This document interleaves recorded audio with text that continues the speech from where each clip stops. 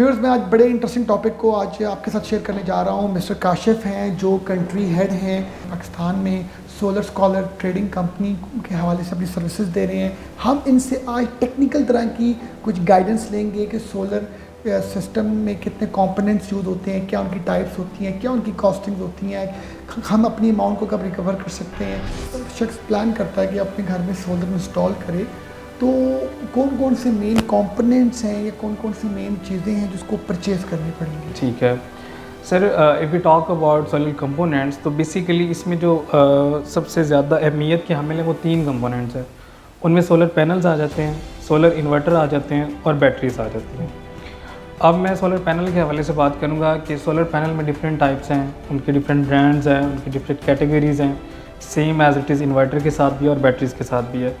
जो आपका क्वेश्चन था कि किस रेजिडेंशियल पर्पज़ के लिए किस बंदे को कौन सा पैनल चाहिए, तो सर बेसिकली ये उसकी यूजेज पे डिपेंड करता है। अच्छा। अब मिसाल के तौर पे एक बंदा है जिसने 5 मरले का घर है, उसमें कितनी चीज़ें, कितनी अप्लायंसेस उसने चलानी है, उसके हिसाब से हम सिस्टम प्रपोज करते हैं और वो फिर EPC के थ्रू उसको इंस्टॉल करवाते हैं। इवन आपका 5 मरले का घर है, उसमें नंबर ऑफ़ अप्लायंसेस अगर ज़्यादा है, मिसाल के तौर पे 3 बेडरूम है और तीनों में 1.5 टन का AC है, उसकी यूजेज और होगी।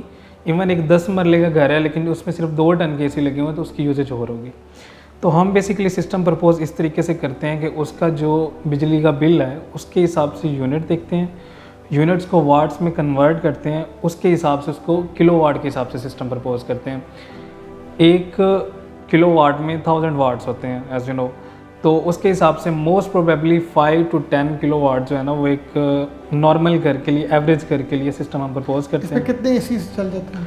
5 किलोवाट का अगर सिस्टम है तो उसमें आप 3 AC नॉर्मली चला रहे हैं। और ये DC इन्वर्टर होने चाहिए या सर बिल्कुल DC इन्वर्टर होने चाहिए, लेकिन अगर आप AC रखते हैं तो उसके लिए आपके पास इन्वर्टर मौजूद होता है जो DC को AC में कन्वर्ट करता है, तो वो अप्लायंसेस बड़ी स्मूथली रन हो रही है। अगर हम कॉस्ट की बात करें क्या होगी? डेली बेस के ऊपर प्राइस वेरी कर रही होती है। नॉर्मली जो आज का रेट है, आज की डेट के हिसाब से, वो अप्रॉक्सीमेटली 76 to 77 रुपीज़ पर वाट चल रहा है। इसका पर वाट का सिस्टम होता है। ये अप्रॉक्सीमेटली एक जो 555 का पैनल है वो आपका 42 से 43 हज़ार रुपये का एक पैनल बन रहा है।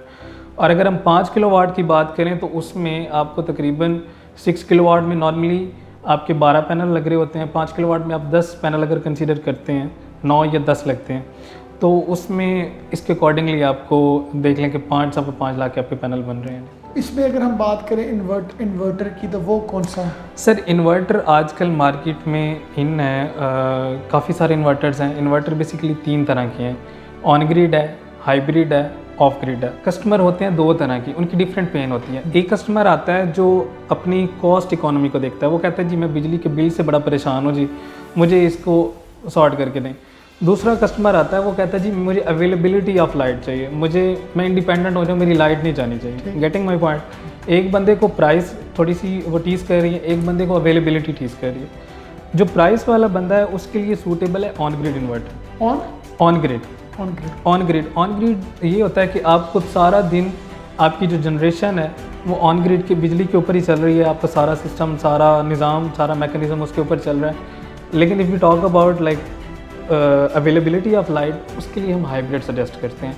हाइब्रिड में सर बैटरीज यूज़ होती हैं और वो दिन रात दोनों के लिए यूज़ हो जाता है। दिन के वक्त आपका टोटल सिस्टम जो है वो चल रहा होता है सोलर सिस्टम के ऊपर, और साथ में थोड़ी सी एक्स्ट्रा पावर होती है जो बैटरी को दे रही होती है, और रात के वक्त वो बैटरी ड्रेन हो रही होती है और रात के वक्त भी उसकी लाइट अवेलेबिलिटी में नहीं। इनकी लाइफ कितनी होती है? लाइफ सर मैं पहले आपको पैनल्स के हवाले से थोड़ा सा बताता हूँ। पैनल्स में ना बेसिकली 2 चीज़ें हैं। एक टायर 1 ग्रेड ए होता है।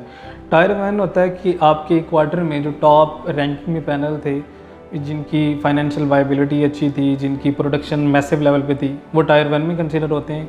ग्रेड ए ये होता है कि वो रीअसेंबल नहीं करते, new raw material, new product लेके उसको पैनल को बनाते हैं। टियर 1 में कुछ मेन कंपनीज के नाम हम चाहेंगे पैनल्स के हवाले से। टियर 1 में जो आजकल पाकिस्तान में मोस्ट प्रोबेबली यूज़ हो रही है, उसमें लॉन्जी है, उसमें कैनेडियन है, ट्रीना है, JA है, राइजन है और सो ऑन, ये कंपनीज हैं जिनको वगैरह आ रही है। बात करें जी, अगर हम एक ही बात करें, ए ग्रेड में काफ़ी सारी हैं सर। उसमें आपको सोलर स्कॉलर मिल जाती है, उसमें आपको एवरग्रीन के नाम से आ रही है, एक वेंटसेल के नाम से आ रही है, ये काफ़ी सारी कंपनी है। हम बात करेंगे इन्वर्टर की, इसमें आप इन्वर्टर में सर सारे इन्वर्टर में टियर 1 वाला सीन नहीं होता, उसमें ए ग्रेड का ही सिनेरियो होता है। ठीक है। और उसमें जो मोस्ट प्रोबेबली और मोस्ट सूटेबल इन्वर्टर्स हैं पाकिस्तानी मार्केट के हिसाब से, जो पिछले तकरीबन को एक डिकेड से यूज़ हो रहे हैं, उनमें सबसे top of the list Huawei, Solis, GoodWe, Knox और ग्रोवाट सबसे ज़्यादा अच्छा चल रहा है आज। इनकी लाइफ क्या होती है? मतलब एक बड़ी इन्वेस्टमेंट हमने लगाई है तो हम एक्सपेक्ट तो करते हैं ना कि हमें कोई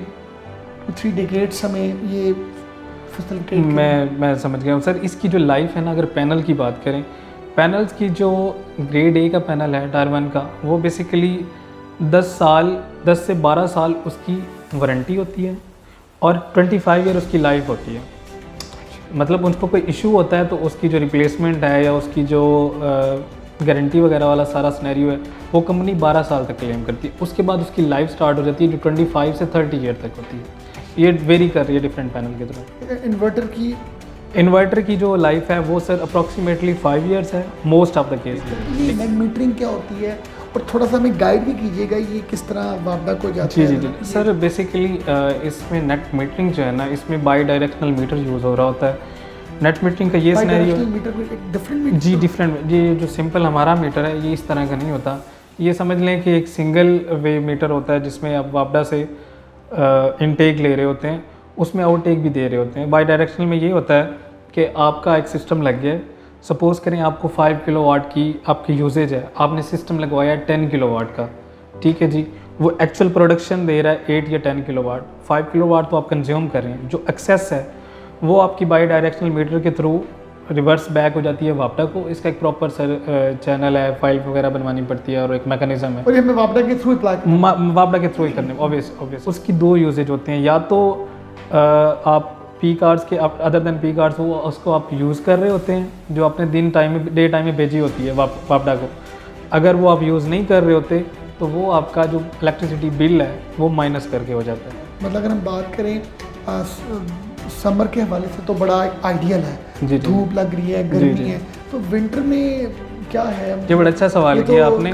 sir most of the cases ना कस्टमर कंसीडर कर रहे होते हैं कि जी आप ये सारा इशू जो है ना वो हीट का होता है। बेसिकली ल्यूमेंस होते हैं, जो सूरज की लाइट होती है जो हीट करती है पैनल के ऊपर। इसका सर सर्दी या गर्मी के साथ कोई कंसर्न नहीं है, इसका टोटल कंसर्न जो है वो धूप के साथ है। तो धूप तो सर्दियों में नहीं होती सर, नॉर्मल होती है। सम टाइम इनकी एफिशिएंसी डिक्रीज हो जाती है, राइट। जब ज़्यादा फोक कह लें या ज़्यादा इस तरह का निज़ाम कह लें, एफिशिएंसी डिक्रीज। मिसाल के तौर पे एक 10 किलोवाट का सिस्टम है, वो शायद 3-4 किलोवाट 5 किलोवाट जनरेट कर रहा हो, 10 आउट ऑफ 10 ना कर रहा हो, लेकिन वो स्टिल वर्क कर रहा होता है। और स्लाइडली सी भी धूप आ रही होती है तो वो प्रॉपर अपनी एफिशिएंसी के थ्रू वर्क कर रहा है। थोड़ा बताइएगा कि कोई बंदा सोलर सिस्टम परचेज करने जा रहा होता है तो उसको नहीं पता होता कि मैं कितने केवी का सिस्टम लूँ और कितनी प्लेट्स कितने केवी में यूज़ होती हैं, तो थोड़ा सा हमें ज़रा सिंपल अगर आपने इसका देखना है तो जितने आपका किलोवाट होगा उसको जो पैनल होगा उसके थ्रू डिवाइड कर देना। मिसाल के तौर पे 555 का है तो 5 किलोवाट का है तो उसको आप डिवाइड कर देंगे 555 पे, अप्रॉक्सीमेटली 9 पॉइंट समथिंग आ रहा होगा। मिसाल के तौर पे आप 10 पैनल लगा लें। सेम एज इट इज़ अगर आप 10 किलोवाट की बात करेंगे तो आपको 19 पैनल यूज़ होंगे। 15 किलोवाट की बात करेंगे तो आपको अप्रॉक्सीमेटली 28 के राउंड अबाउट पैनल यूज़ करना पड़ेंगे। और इसी तरह इन्वर्टर होंगे, 5 किलोवाट में 5 किलोवाट इन्वर्टर, 10 किलोवाट में 10 किलोवाट के इन्वर्टर और 15।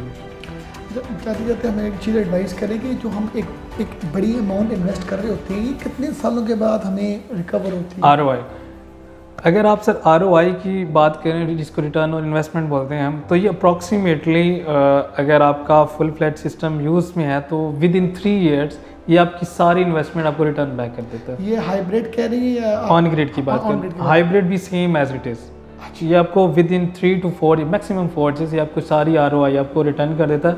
The rest of the cases like इसकी 25 ईयर्स की लाइफ है तो रिमेनिंग आपका जो अप्रॉक्सीमेटली लाइक 20 और 21 ईयर्स हैं आप सुकून से free of cost electricity use कैसे। बहुत अच्छा किया आपने, गाइड किया। थैंक यू वेरी मच जी कशिफ, आपने हमें आपने बताया।